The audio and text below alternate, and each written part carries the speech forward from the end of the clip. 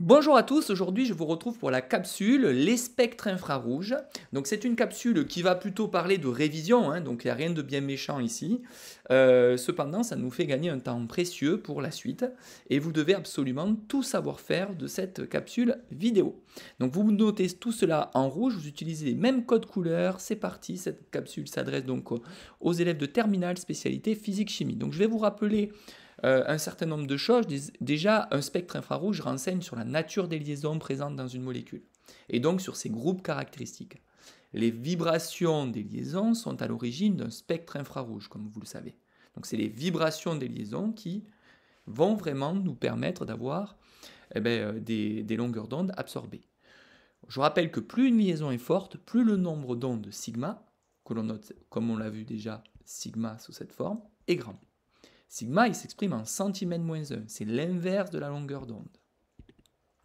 Vous devez être capable de vous servir d'un tableau pour retrouver les différents groupes caractéristiques dans un spectre. Première chose à se rappeler, c'est que, bon, vous ne réécrivez pas ce tableau, il vous sera donné dans l'activité suivante, ce sera le document 3 notamment, mais généralement vous avez besoin d'une table pour analyser les différents spectres infrarouges. Ça n'a pas changé en terminale. Application, un spectre infrarouge permet, par exemple, d'identifier un composé inconnu, ou tout du moins ses groupes caractéristiques, de suivre un processus réactionnel en étudiant l'apparition ou la disparition des bandes caractéristiques de certains groupes fonctionnels, afin de vérifier la pureté d'un produit, connu par l'absence de bandes signalant la présence d'impuretés. C'est donc une technique puissante et pratique. Mais cette technique ne permet pas, par exemple, de discerner ou de différencier deux molécules qui auraient les mêmes fonctions ou les mêmes groupes caractéristiques. Ça, vous le savez. Le principe de la technique, le principe est le même que celui de la spectro-UV visible, mais le spectrophotomètre balaye un domaine de rayonnement différent, dans l'infrarouge cette fois, c'est-à-dire entre 2,5 et 16 micromètres. Par habitude, le spectre d'absorption obtenu en spectre infrarouge donne la transmittance d'une solution en fonction du nombre d'ondes. Donc on tracera cette fois la transmittance en fonction du nombre d'ondes sigma. Pour rappel, un creux de transmittance est égal à une bande d'absorbance. Donc ici vous avez un creux de transmittance. C'est la même chose que si vous aviez une bande d'absorbance. La transmittance d'une solution correspond au rapport entre l'intensité transmise et l'intensité incidente. L'absorbance est donc égale à moins log de t. Vous n'êtes pas obligé de retenir cette formule. Elle est sans unité et s'exprime en général en pourcent. Pour faire simple, ça c'est très important. C'est le tableau que vous devez tous refaire proprement. On va revoir que ceci c'est le groupe hydroxyle, c'est la fonction alcool, il n'y a pas de préfixe, c'est-à-dire qu'on ne nommera pas la molécule avec un nom avant. Par contre, sa terminaison c'est -ol. Ceci, évidemment, c'est un groupe caractéristique carbonyle. Ça, c'est l'aldéhyde.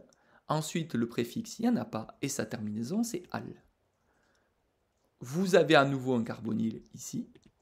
Vous savez que ça, alors, c'est une cétone. Le préfixe, il n'y en a pas. Et sa terminaison, c'est -on. Ensuite, nous allons parler de quelque chose que vous connaissez bien, c'est le groupe caractéristique carboxyle. Cette fonction, on la connaît très bien, c'est l'acide carboxylique. C'est un acide. Le préfixe, c'est bien acide. Le suffixe ou la terminaison, c'est -oïque, on le sait. Ici, vous reconnaissez un alcène. Sa fonction, c'est donc un alcène. Son préfixe, il n'y en a pas. Et sa terminaison, c'est N. Vous avez une molécule que vous n'avez peut-être pas rencontrée en première, qu'on doit maintenant reconnaître. C'est ce type tout simplement de groupes caractéristiques que l'on appelle un ester ou une fonction ester. Il n'y a pas de préfixe. En revanche, sa terminaison, c'est OAT, donc vous devrez toujours arriver à différencier. Donc là, c'est le carbone, évidemment, fonctionnel. Et ici, vous avez un carbone qui est rattaché à l'oxygène. Et ce carbone relié à l'hydrogène, c'est celui que j'ai noté en rose là. C'est par exemple, si c'était un CH3, on écrirait OAT de méthyle. Si c'était un CH2CH3, on écrirait OAT d'éthyle. Si c'était un CH2CH2CH3, on écrirait OAT de propyle. Ensuite, vous avez ici, vous reconnaissez bien l'amine, une fonction amine, et sa terminaison, c'est -amine. Ah, voilà. Ici, nous avons une fonction que vous n'avez peut-être pas vue en première, c'est la fonction amide, cette fois. Sa terminaison est aussi -amide. Et donc ça fait partie des choses que vous devez savoir. On va maintenant évoquer ensemble quelque chose qui, moi, me paraît essentiel. Quand vous arrivez sur un spectre infrarouge, j'aimerais déjà qu'on ait un bon réflexe. On n'a pas besoin de table, on va dire, dans les cas les plus simples. Et j'aimerais qu'on connaisse, nous, ensemble, les cas les plus simples. Bien sûr, la rédaction restera la même. On s'appuiera sur le tableau pour pouvoir dire cette espèce chimique contient le C double liaison O, car d'après la table, on constate. Mais vous, à l'œil nu, vous pouvez aller plus vite sur un certain nombre de choses. Je vous demande de retenir par cœur les 5 valeurs suivantes. 3200 cm-1, 3000 cm-1, 2800 cm-1, 1700 cm-1, 1400 cm-1. Vous le savez, inférieur à 1400 cm-1, inutile de commenter. C'est-à-dire on n'aura pas besoin d'écrire quelque chose sur cette zone-là. Il s'agit de l'empreinte digitale d'une espèce chimique et il n'est pas facile de repérer les différences. En revanche, pour un certain nombre de valeurs, notamment à 3000 cm-1, il y a quelque chose qui apparaît très souvent et très visible, souvent. C'est le CH tétraédrique. Donc ça, je vais vous demander de retenir. À 3000 cm-1, ce n'est pas une fonction, ce n'est pas un groupe caractéristique, c'est plutôt la liaison CH qui vibre. Et comme vous êtes avec des molécules organiques, forcément, il y a beaucoup de carbone et d'hydrogène dans un environnement tétravalent.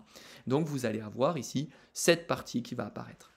Ensuite, vous avez souvent à 3200 cm-1 quelque chose qui est très large et qu'on reconnaît assez bien puisque, je vais la nommer un peu vulgairement grosse patate, c'est le OH lié de l'alcool. Donc quand vous avez quelque chose qui ressemble à une grosse patate, à 3200 cm-1, ça va nous aiguiller sur le fait que ce soit un alcool que l'on est en train d'observer sur le spectre. Ensuite, bien sûr, donc là, je vais vous demander de prendre vraiment votre feuille sur la totalité, j'aurais dû le dire dès le début, mais si ce n'est pas fait, faites-le tout en haut d'une page parce que vous allez compléter au fur et à mesure jusqu'à descendre jusqu'au bas de votre feuille. Donc commencez, s'il vous plaît, à faire l'axe des abscisses tout en haut avec les valeurs en rouge et nous, on va compléter au fur et à mesure vers le bas.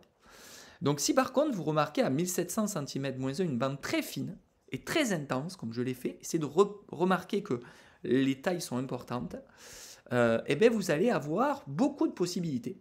En définitive, ça pourrait être tout ce qui correspond au C double liaison O.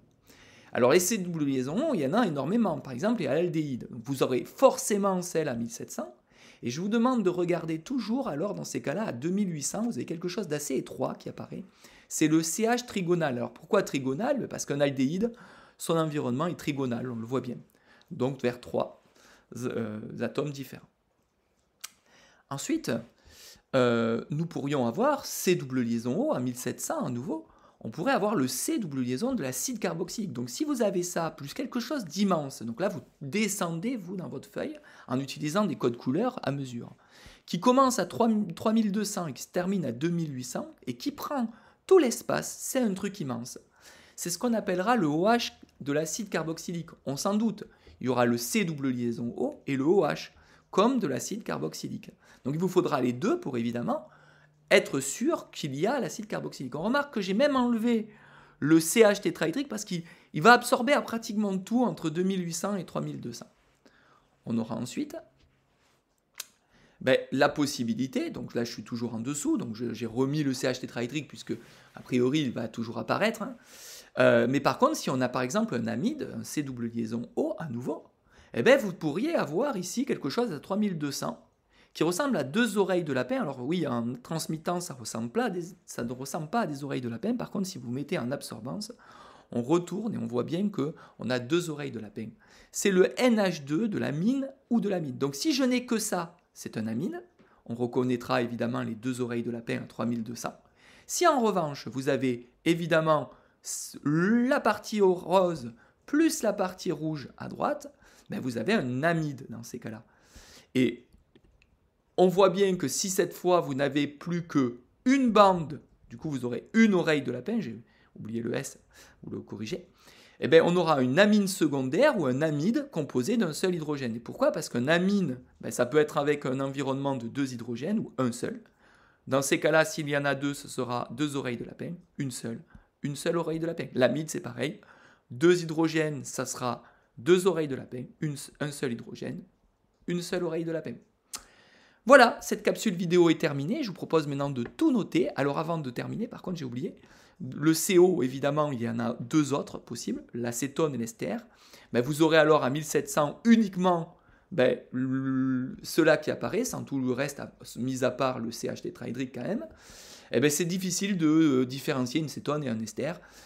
C'est peut-être pas la meilleure technique pour pouvoir les différencier. Voilà, cette capsule vidéo est terminée. Je vous propose de tout noter.